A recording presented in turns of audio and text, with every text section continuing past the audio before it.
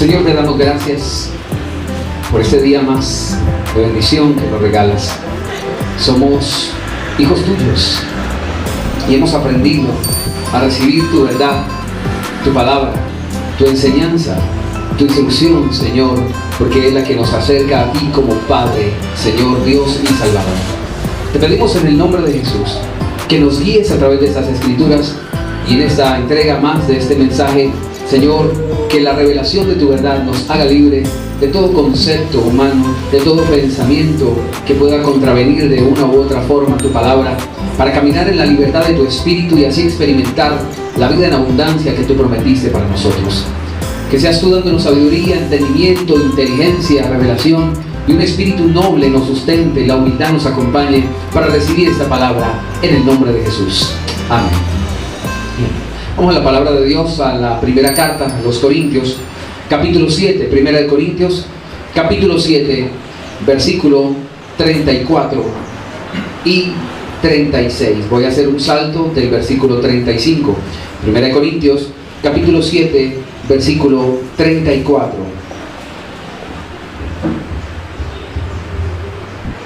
Hay asimismo diferencia entre la casada y la doncella o la señorita. La doncella se preocupa por las cosas del Señor para ser santa tanto en cuerpo como en espíritu. Diga conmigo, santidad del cuerpo y santidad del espíritu. Pero la casada se preocupa de las cosas del mundo, de cómo agradar a su marido. Versículo 36. Pero si alguno piensa que es impropio que a su hija virgen se le pase la edad y que es necesario casarla, haga lo que quiera, no peca que se case. Habíamos partido de este pasaje en la anterior entrega al respecto de lo que la Biblia habla del propio esposo. El propio esposo, y habíamos visto que en este versículo, en este pasaje que leímos, que el cuerpo le pertenece o hace parte ya no solamente de la persona, sino también del cónyuge, de la persona con quien se ha desposado, con quien se ha casado. Cada uno, dice la palabra, debe tener su propio esposo, su propia esposa. Cuando hablábamos acerca, y habíamos quedado aquí, acerca de la santidad del cuerpo, tiene que ver precisamente con que le pertenece a otra persona, ese cuerpo, y por eso no debe ser alterado ese orden que Dios ha establecido. Dios dice, el cuerpo de tu esposa es tuyo, el cuerpo de tu esposo es tuyo, y solamente debe ser de los dos, de manera recíproca.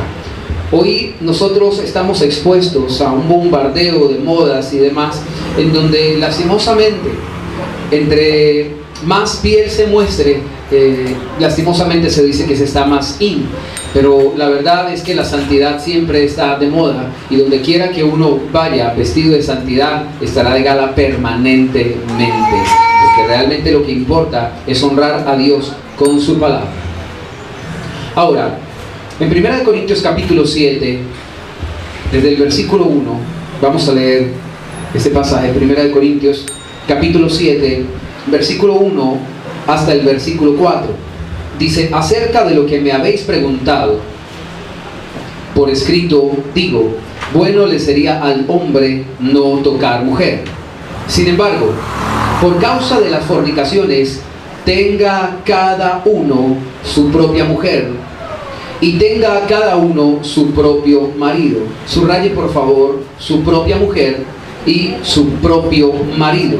Si subraya todo eso, haga un círculo particular en su propio, ¿ok? Su propia mujer, su propio marido. Versículo 3. El marido debe cumplir con su mujer el deber conyugal, y asimismo la mujer con su marido. La mujer no tiene dominio sobre su propio cuerpo, sino el marido. Ni tampoco tiene el marido dominio sobre su propio cuerpo, sino la mujer. Vamos a través de este versículo notando lo que la palabra de Dios nos dice. Y la palabra de Dios nos dice que cada uno, por causa de las fornicaciones, aquí está dando la razón por la cual habla de la propiedad en el matrimonio. Aquí está diciendo que una persona le pertenece a otra por el matrimonio. Y aquí nos está sugiriendo Pablo, el apóstol Pablo. Él era soltero, el apóstol Pablo no se casó, aunque dice que él tenía derecho a llevar a una hermana como esposa, pero él lo decidió así, por cuestiones más bien espirituales, que bueno, no es el caso tocarlo en este momento. Sin embargo, él está diciendo, sería bueno al hombre no casarse, no tocar mujer nunca en su vida. El soltero se ocupa de las cosas de Dios, y lo que sería bueno para el hombre sería que se dedicara solamente en toda su vida a la obra de Dios, a Dios mismo. Pero dice, sin embargo, el versículo 2 dice, por causa de las fornicaciones, porque hay un desorden en las personas, una alteración de lo que Dios ha establecido. Le dice claramente, se puede casar, pero luego dice, tenga cada uno su propia pareja, su propio esposo, su propia esposa. Dice, ténganlo cada uno, su propio, la propiedad. Cuando habla de fornicación, está diciendo, no van a alterar esto que Dios ha establecido. Lo que se les permite es tener una propiedad, su esposo, su esposa. Y vamos a mirar que hoy en día se generaliza, si una persona ha tenido un esposo, dos esposos, tres esposos, cuatro esposos, le sigue llamando su esposo. Pero la Biblia nos va a aclarar que aunque la sociedad lo llame su esposo, la Biblia solamente llama a su esposo a la persona con quien primero tuvo un vínculo espiritual. Acompáñenme por favor al Evangelio de Juan, capítulo 4.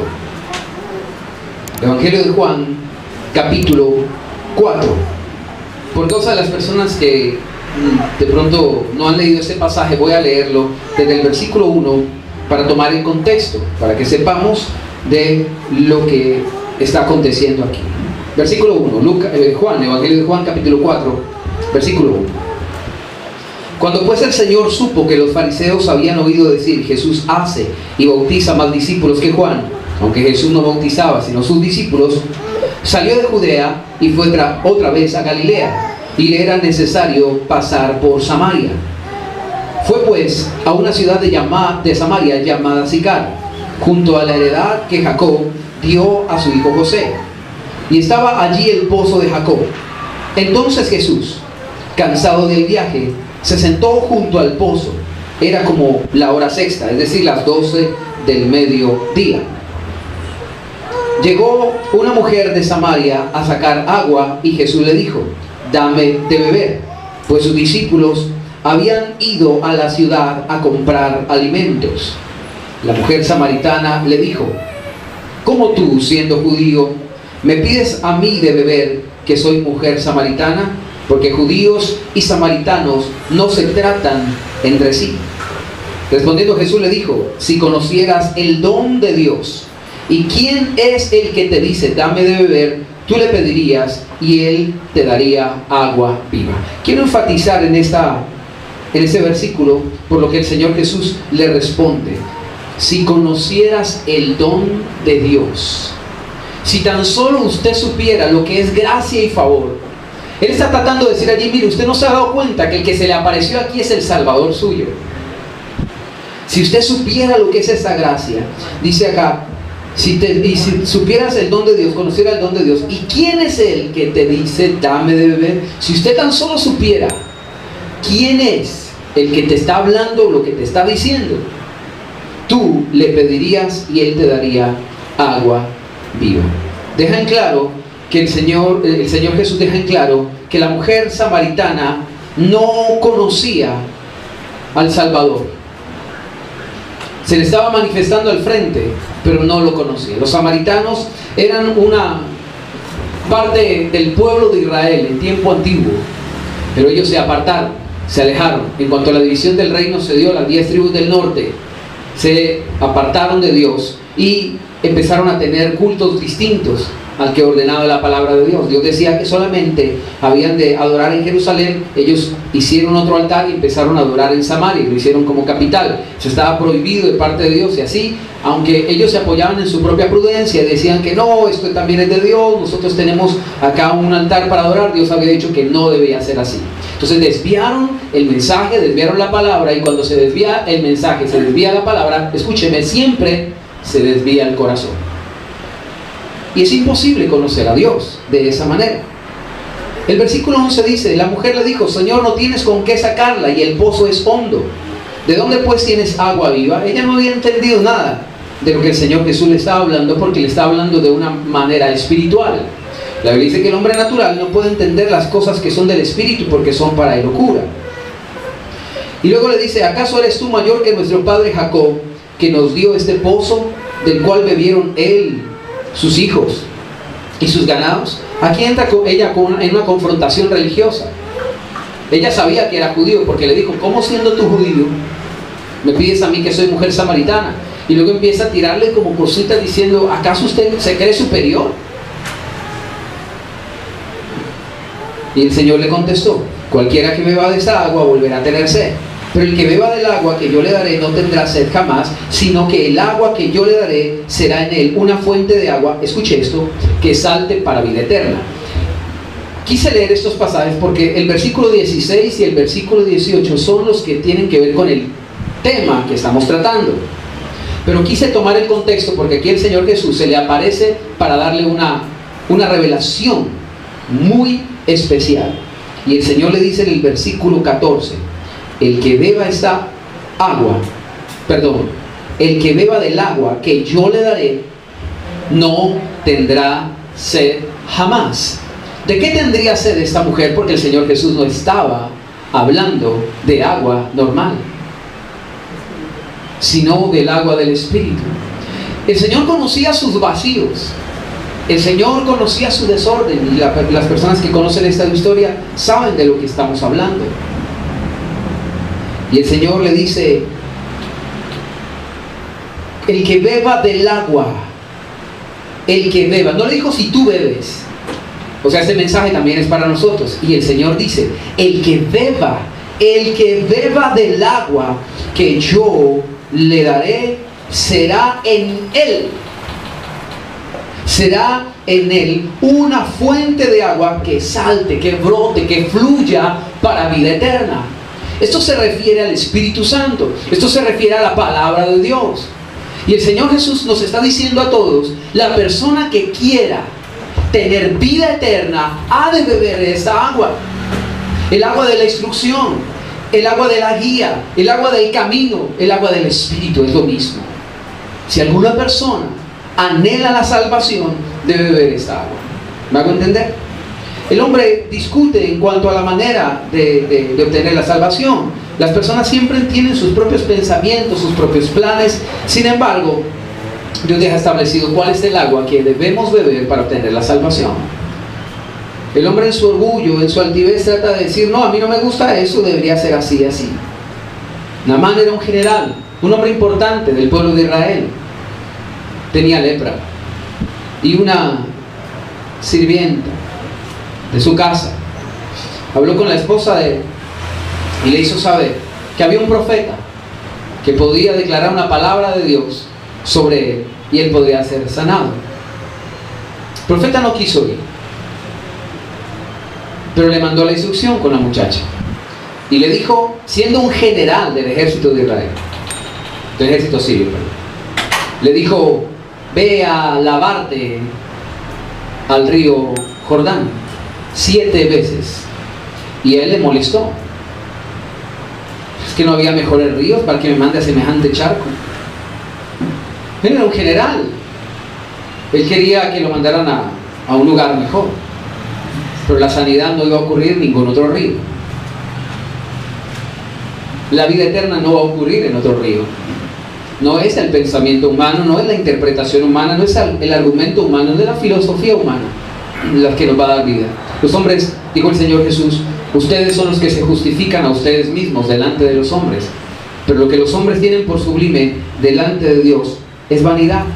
Cuando el Señor Jesús dice eso, estoy citando el pasaje de Lucas capítulo 16, en el versículo 15, el Señor Jesús dice, vosotros sois los que os justificáis a vosotros mismos delante de los hombres, pero Dios conoce vuestros corazones, pues lo que los hombres tienen por sublime delante de Dios es abominación.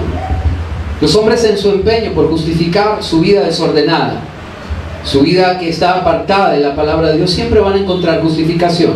Y dice el Señor Jesús, la encuentran delante de los hombres. Sí la hallan. Le pueden dar argumentos 1000 y convencerán a los hombres, pero nadie puede tergiversar la palabra de Dios. Regresando al pasaje de Juan capítulo 4, el versículo 15, le dijo la mujer: Señor, dame esa agua para que no tenga yo sed, ni venga aquí a sacarla. Ella tenía una cierta confusión,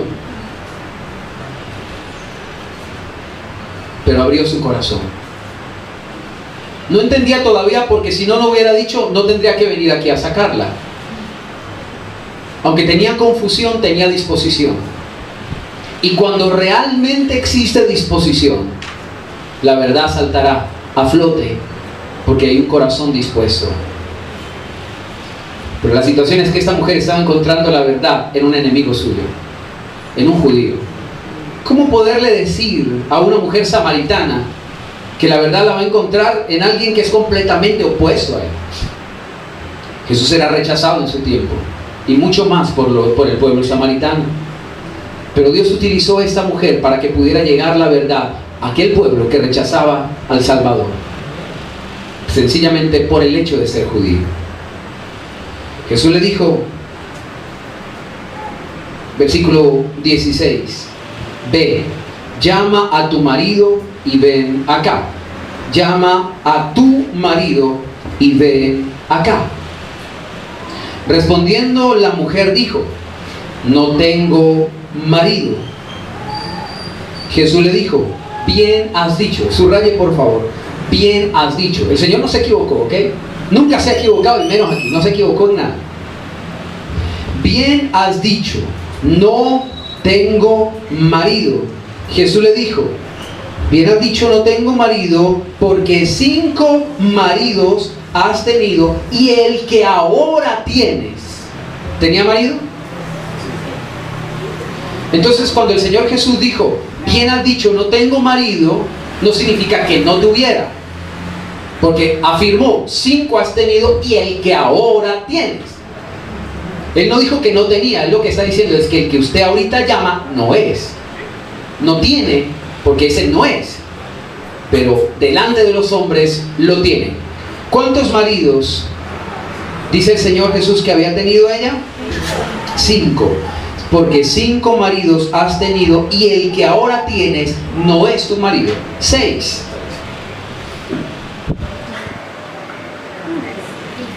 Y lo más tremendo, a mí lo que me impresiona es que esta mujer toma esto como su testimonio y va y le dice a todo el mundo, voy a contarle a todo lo que me ha dicho. Esta mujer no le dio pena. Y llegó el pueblo samaritano y dijo, hay un profeta que me dijo que tenía 5 maridos y el que ahora tengo no es mi marido. ¿Cómo comparte uno así? No sé. Pero por causa de esto hubo muchos convertidos. La verdad es la siguiente. Para enfocar. El Señor dice, 5 maridos has tenido y el que ahora tienes no es tu marido.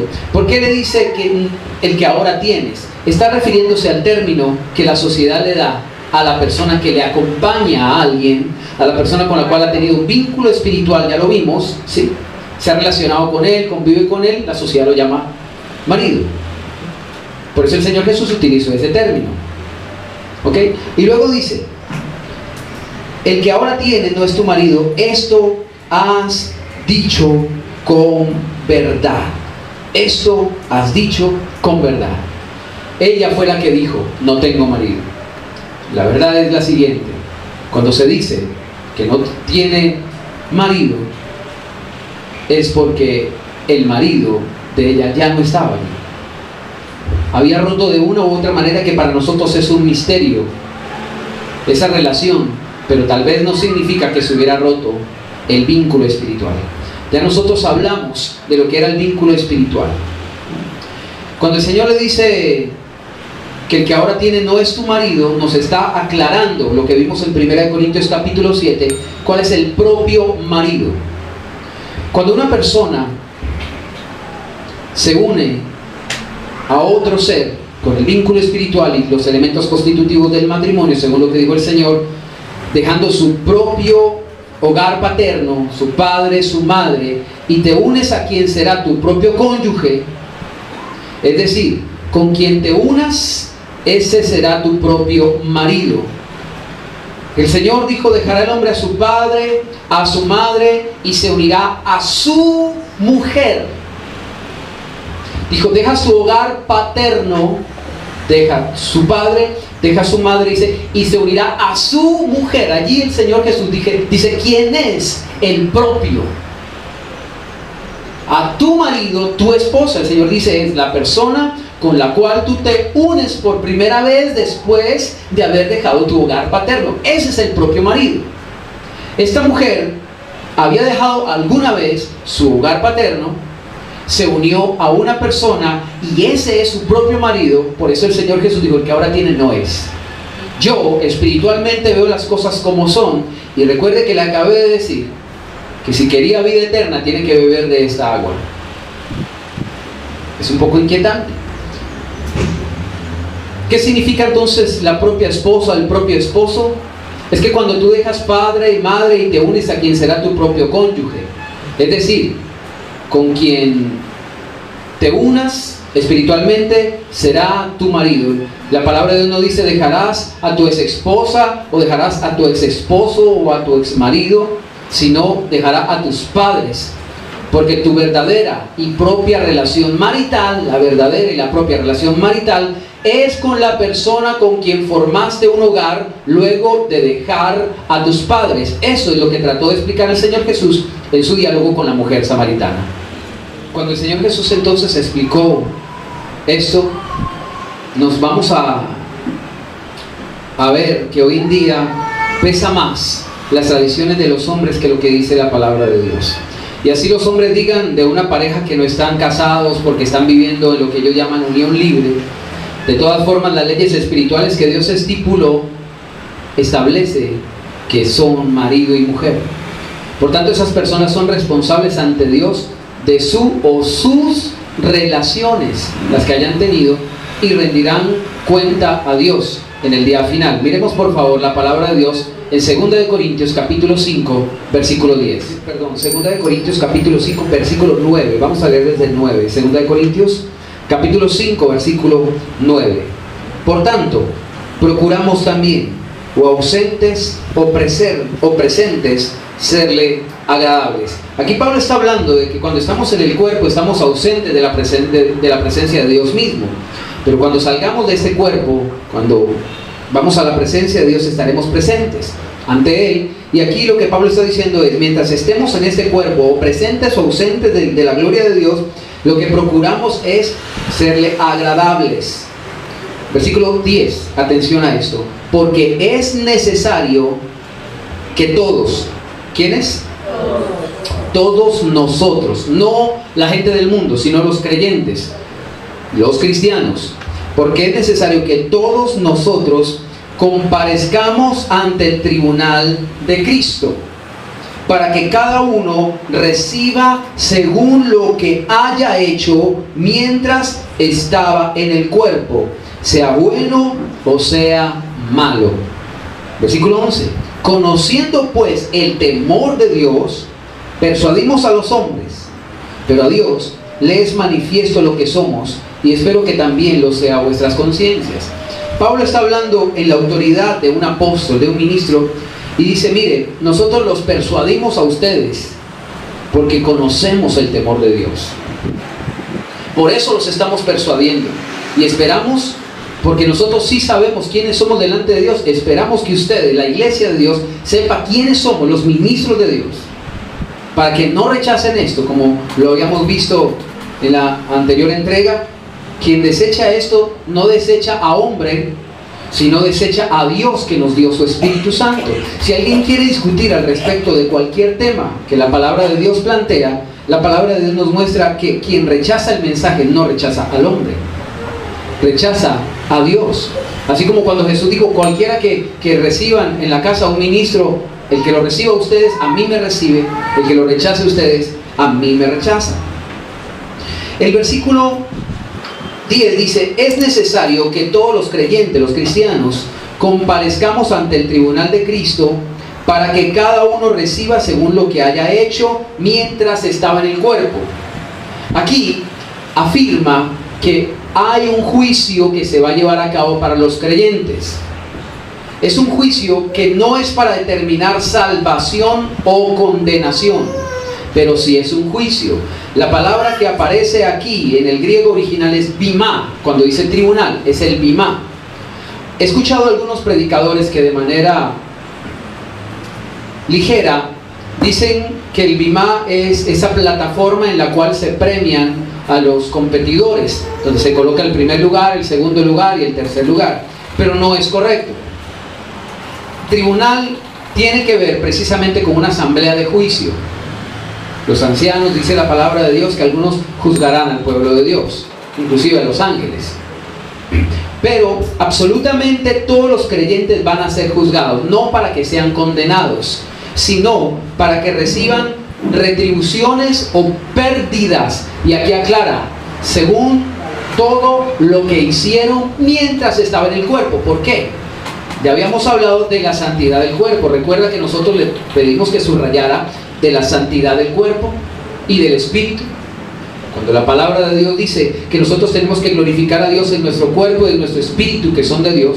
Cuando dice la Biblia que el que comete adulterio le falta sensatez porque corrompe su alma, eso no va a quedar sencillamente así.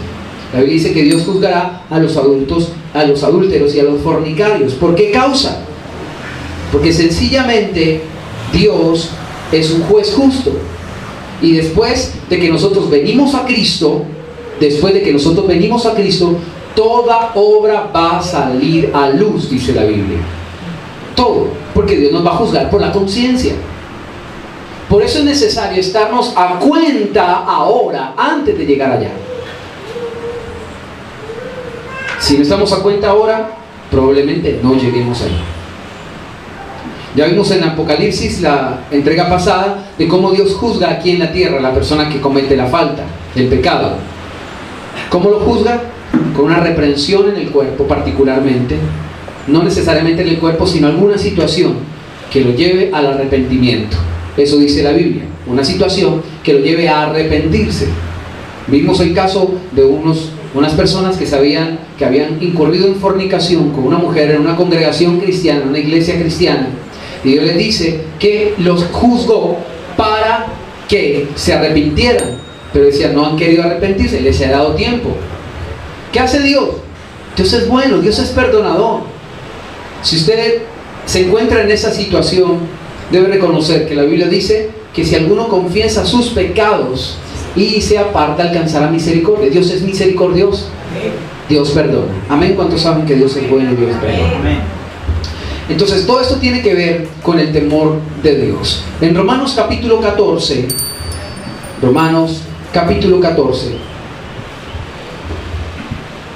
en el versículo 12 dice la palabra del Señor. Romanos 14, verso 12 dice: de manera que cada uno de nosotros dará a Dios cuenta de sí. Cada uno de nosotros dará a Dios cuenta de sí. A usted no lo van a juzgar por lo que hizo fulano, por lo que hizo sutano. No es que usted me hizo pecar, no es que usted hizo esto y lo otro. No, usted va a ser responsable delante de Dios. Escúcheme, amado ministro. Nosotros vamos a dar cuenta a Dios por todas las almas. Hay muchas personas que desconocen este mensaje del Evangelio y se han metido en serios problemas con Dios porque se han prestado para casar parejas que si no fuesen acudido donde los pastores, no habrían cometido adulterio o fornicación. Es importante que los ministros de Dios conozcamos la palabra de Dios, porque dice la Biblia, Pablo le dice a Timoteo, consérvate puro, no participes de pecados ajenos. Pablo le dice a Timoteo, no participe de pecados ajenos. Si un ministro de Dios, sencillamente por dejarse llevar por el humanismo y no por el consejo de la palabra de Dios, bendice una relación que Dios no bendice, ha incurrido en un pecado serio. Y nosotros tenemos que ser, dice la Biblia, que la iglesia del Señor es columna en Timoteo y baluarte de la verdad. Es decir, cuando se dice de columna, está hablando de lo que la mantiene. Si la iglesia del Señor Jesucristo es un pilar que sostiene la verdad, es columna y baluarte de la verdad, si la iglesia quita la verdad, toda la estructura del reino de los cielos se va a venir al piso. Salmo 10 dice: si fuesen destruidos los fundamentos, ¿qué podrá hacer el justo? Y por eso lo veíamos al principio de este estudio, como el Señor Jesús le dijo a los maestros de ese tiempo. Les dijo: hipócritas, porque ustedes tienen la llave que le da acceso a la gente para entrar al reino de Dios y se la niegan. Y recorren el cielo y la tierra buscando un seguidor, y cuando lo hallan lo hacen 2 veces más hijo del infierno que ustedes. Porque ni entran ustedes, ni dejan entrar a los que vienen entrando. Tenían intención. Tenemos que ser cuidadosos con respecto a la doctrina que nosotros seguimos, porque no es doctrina de hombres, es doctrina de la palabra de Dios. Algunas personas sencillamente dicen: no, por aquí hay una iglesia más cerca, me gusta esta, me voy a congregar en esta porque me queda solamente a 3 pasos de mi casa. Pero imagínese que sea una congregación en la que casan y recasan a todo el mundo. Y si usted evangeliza a una persona, digamos, usted no tiene problema con eso, pero si usted evangeliza a una persona casada y esa persona se divorcia, en esa iglesia le acepta el divorcio y la recasan, ¿usted participó de pecados ajenos? ¿A dónde llevó usted esa alma? ¿A Cristo? Dios va a pedir cuenta de eso. Cada uno de nosotros rendirá a Dios cuenta de sí. No es que el pastor me casó, no es que el juez lo hizo, no es que a mí me dijeron. Usted es responsable de estudiar la palabra de Dios y afirmarse en el mensaje del evangelio que Dios establece. Hay que ser nobles como los de Berea, que, como decía la palabra al principio de este estudio, estudiar la palabra, las escrituras, para ver si lo que los predicadores nos enseñan es así. Inclusive Pablo dijo que lo que él enseñaba debía ser revisado. El apóstol Pablo. La doctrina de la infalibilidad de los ministros no es una doctrina cristiana. Es una doctrina papista, tiene que ver con la tradición religiosa católica, que lo que el Papa dice es completamente inequívoco.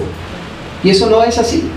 No es así. Hay que mirar la palabra de Dios. Ahora, Pablo era un verdadero ministro de Dios, aunque era hombre, tenía la revelación del evangelio porque era un verdadero apóstol del Señor.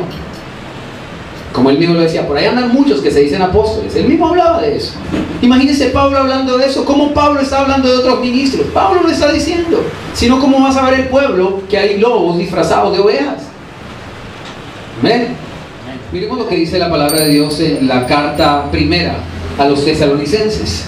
Primera de Tesalonicenses capítulo 4, versículo 3 al 8. Primera de Tesalonicenses capítulo 4, versículo 3 al 8. La voluntad de Dios es vuestra santificación, que os apartéis de fornicación. Pablo decía: por causa de las fornicaciones, cada uno su propio esposo, su propio. Que cada uno de vosotros sepa tener su propio vaso en santidad y honor. Hablamos del vaso porque se refiere a lo externo y a lo interno. Tenemos este tesoro en vasos de barro. No solamente somos vasos, sino que tenemos un contenido, un tesoro. Y allí dice que todo tiene que ser guardado en santidad y honor, tanto el espíritu que tenemos como el cuerpo que es de Jesús. No en pasión desordenada. Aquí está hablando de todos esos desórdenes sexuales que la Biblia llama fornicación. Y luego veremos lo que es puntualmente la fornicación. La fornicación no es tener relaciones sexuales antes del matrimonio. Abarca muchísimas cosas y veremos el origen de la palabra. No en pasión desordenada como los gentiles que no conocen a Dios. Aquí está diciendo: mire, la voluntad de Dios es que usted camine en santificación, es decir, en la palabra de Dios. No como la gente que no conoce a Dios. No como la gente que no conoce a Dios. Y discúlpeme, pero en muchas iglesias hay gente que no conoce a Dios. Y allí dice: no como la gente que no conoce a Dios, aunque esté en iglesias, sino conforme a la palabra de Dios. Que ninguno, y luego aclara, que ninguno agravie ni engañe en nada a su hermano. No, hermano, no se preocupe, con esto no hay problema, tranquilo, viva como quiera, Dios es amor. Si usted se une en amor, Dios lo bendice porque Dios es amor. Hay que mirar cada caso en particular. ¿Ok? Cada caso en particular. Pero aquí dice que ninguno agravie ni engañe en nada a su hermano. ¿Por qué? Porque el Señor es vengador de todo esto. Hay otros pasajes que omití al respecto de no mirar la desnudez y demás, porque el propio esposo, la propia esposa dice no mires la desnudez de fulano porque es la desnudez de tu esposo, etc. Son versículos que omití porque tiene que ver con la propiedad del cuerpo. Pero allí decía, en uno de esos pasajes de Levítico que todos están consignados en el libro, el matrimonio bíblico, allí decía, si un hombre se allegase a su parienta, morirá sin hijos, malditos serán, yo Jehová. Entonces, Dios establece esas leyes. Y las personas no saben por qué vienen problemas congénitos. La gente no sabe por qué vienen problemas en los genes de los niños. Y vienen precisamente por desórdenes en lo establecido por Dios en cuanto a la sexualidad. Hay un video en internet de un hombre, creo que se llama Paco, es un cantante brasileño, cristiano, donde un hombre le envía una carta para que lo visite. Él se casó con su prima y tiene 3 hijos o 4 que nacieron todos deformes. Y él llora pidiendo perdón a Dios, llora y suplica pidiendo perdón a Dios. Y sería bueno que usted viera el video en internet para que viera cuál fue la situación y quién a veces es el responsable de esas cosas. Mire, si una persona le dice tranquilo, yo lo caso, no hay ningún problema, Dios es amor, no se preocupe, y usted se deja llevar por lo que la gente dice y no por la palabra de Dios. Por eso Pablo decía, estamos persuadidos de quiénes somos delante de Dios y conocemos el temor de Dios. ¿Cómo no vamos a hablar, pastores y ministros, la palabra de Dios? ¿Cómo no vamos a conocer el temor de Dios? Tenemos que conocerlo. ¿No ve que Dios es vengador? Ministro, como usted no lleva las consecuencias, pero lo va a llevar una familia. Hay ministros que no le importa el pueblo de Dios que sufra y padezca esas consecuencias, pero esos ministros se van a ver cara a cara con Dios.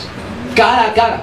Por eso muchos en ese día le dirán, Señor, en tu nombre profetizamos, Señor, en tu nombre hicimos milagros, Señor, y el Señor le dirá, apartados de mí, malditos, hacedores de maldad. Ese mensaje que tú predicabas dañó mucha gente, destruyó mucha gente, acabó con hogares, acabó con familias, con hijos. Dios es vengador de todo eso.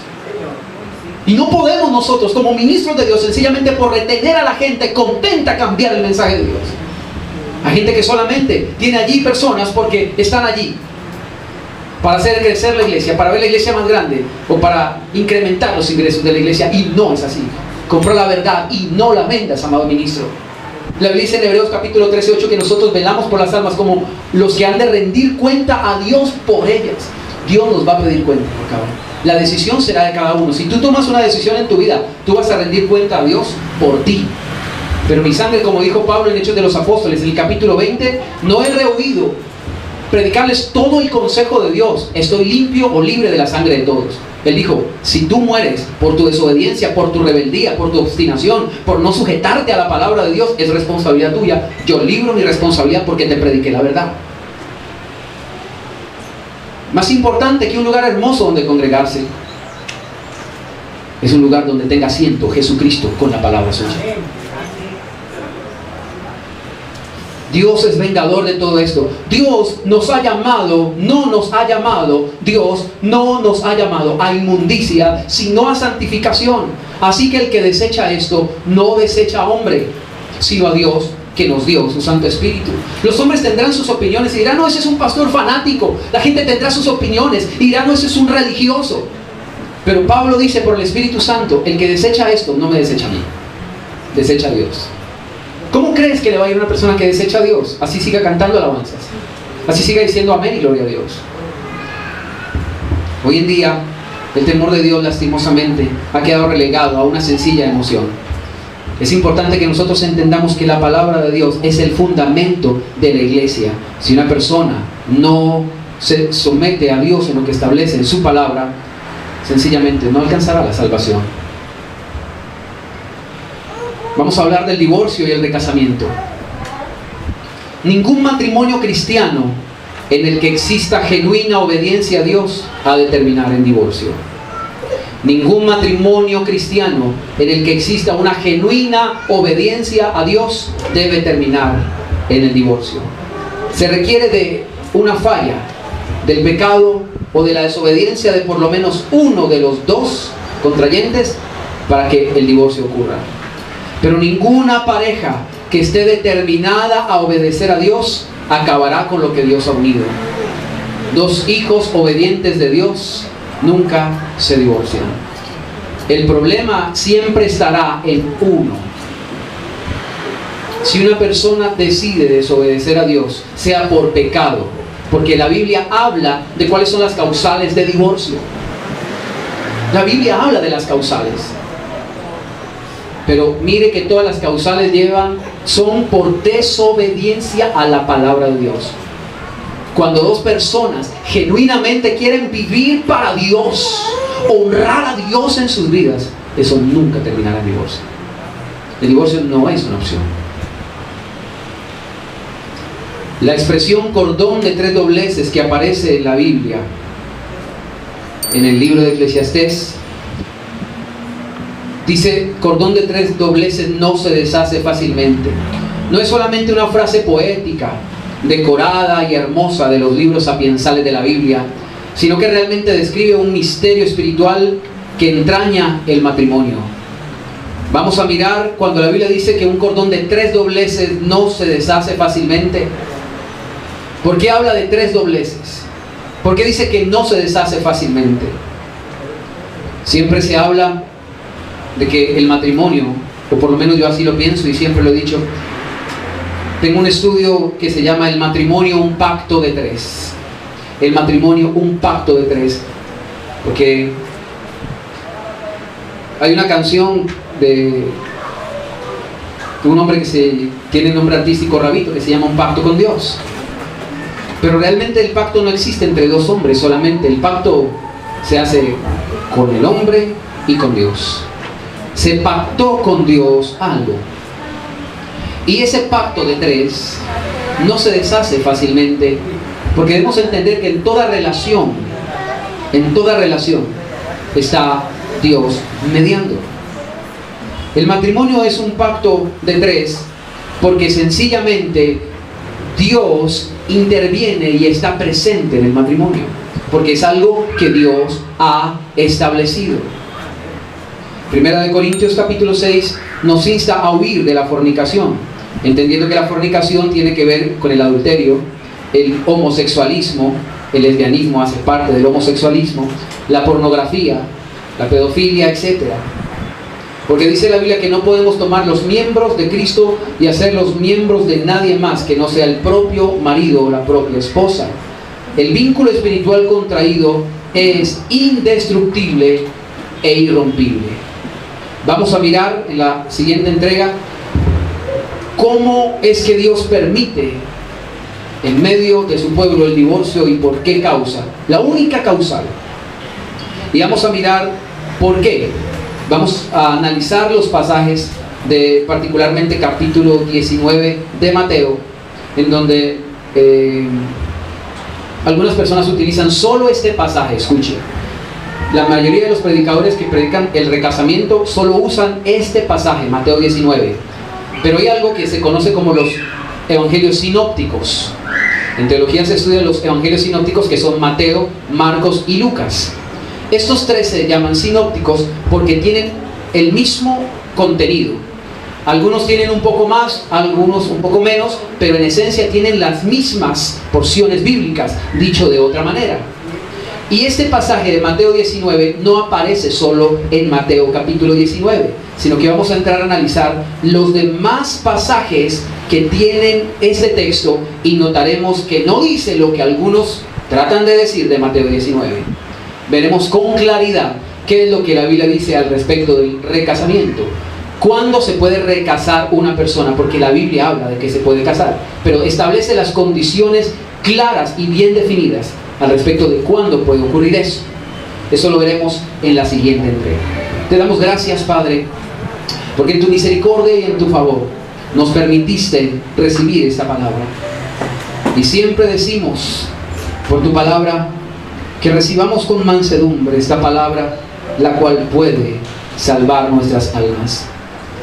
Algunos hasta aquí acostumbrados no a perseguir la salvación de su alma, sino el confort de su cuerpo aquí en la tierra, han dejado de tener luz en torno a este mensaje. Pero tú, Señor, traes luz de verdad para traer libertad a los corazones y para que todos nosotros podamos vivir la vida que te agrada. Queremos honrarte, queremos servirte, porque tú, Señor, nos has llamado no a inmundicia, sino a santificación. Y porque no queremos ofender tu Santo Espíritu. Tú dijiste, Señor Jesús, hablando de la venida del Espíritu Santo, dijiste, me conviene que yo me vaya, porque si no me voy, el Consolador no vendría, pero si me voy, os lo enviaré. Y ese Consolador, este Espíritu de verdad, nos guiará a toda verdad y convencerá al mundo de pecado. Algunos solamente han creído que la comunión con el Espíritu Santo es un momento emocional, pero comunión con el Espíritu Santo es que Él te redarguya y te convenza de pecado. No es el pastor que es duro, no es el pastor que es religioso. Escúchame, es el Espíritu Santo que te está convenciendo. Tú acostumbrado aquí solamente hasta tener una relación con el Espíritu como algo emocional, tal vez no has visto que es el Espíritu, pero el Espíritu te muestra el temor de Dios. Cuando Él venga, el Espíritu de verdad, Él te guiará a toda verdad. Y el Espíritu de verdad te está guiando a toda verdad. No rehuses su guía, no resistas al Espíritu Santo, no resistas al Espíritu Santo. Él te guía a toda verdad. Si Él tiene su mano extendida para guiarte, no le des la espalda. Y tú dijiste, Él me glorificará, porque tomará de lo mío y os lo hará saber. Hoy entendemos, Señor Jesús, que el Espíritu Santo en tu congregación te glorifica, y te glorifica a ti, enseñándonos todo lo que está en ti. Tomará de lo mío y os lo hará saber. El Espíritu Santo glorifica a Jesús, haciéndonos saber, haciéndonos conocer su palabra de verdad. Gracias, Señor, en el nombre de Jesús. Amén y amén.